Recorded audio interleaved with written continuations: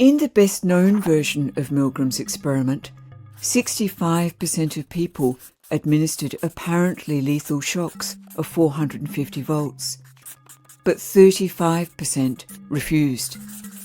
They did not do as they were told. How did obedience become the whole picture? One of the reasons why the agentic state explanation is so powerful is because it meshes with the ideas of Hannah Arendt on the banality of evil. And Hannah Arendt was present at the trial of Adolf Eichmann. And Adolf Eichmann was put on trial at the exact same time, by coincidence, that Milgram was doing his studies in the autumn of 1961. In Jerusalem, the trial of Adolf Eichmann begins, reviving memories of the Nazi horrors of the Second World War. Entering the bulletproof prisoner's box is the man charged with the annihilation of millions of Jews in Nazi death camps. And Hannah Arendt, sitting in that courtroom like everybody else, waiting to see this man, this symbol of evil.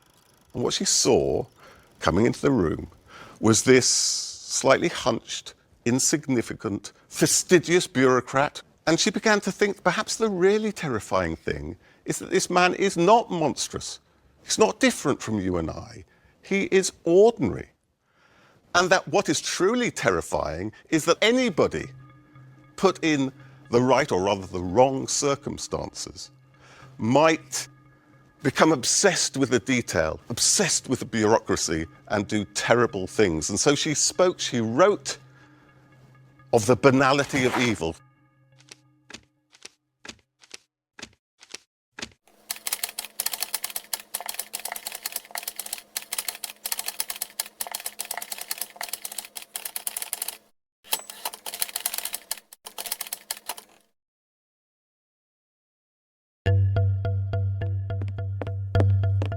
If you look at Eichmann's history, he was not passively following orders.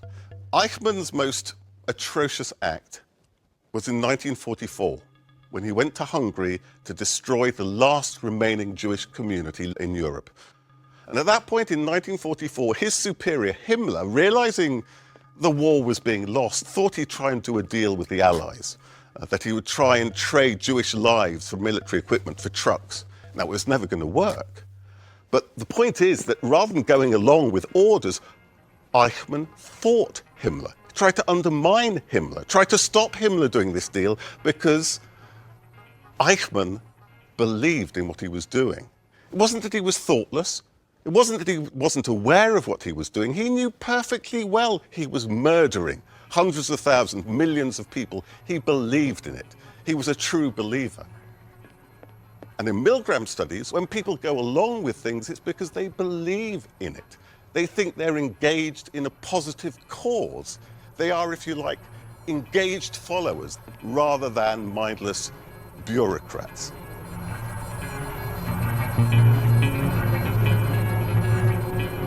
When people think about the Milgram studies, a lot of people, I think, oh no, they're really depressing because they just show that we're all zombies or brainless or thoughtless, mindless kind of puppets.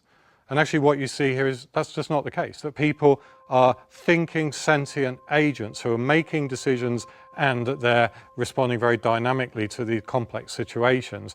So the question that's raised is not one of like, well, what makes us conform?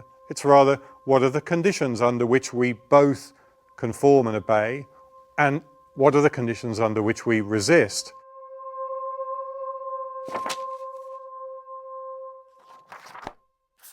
Across all the versions, levels of obedience varied, from 100% in the trial version, when there was no response from the person receiving shocks, to 10% when 2 other people refused. Overall, 58% of participants disobeyed.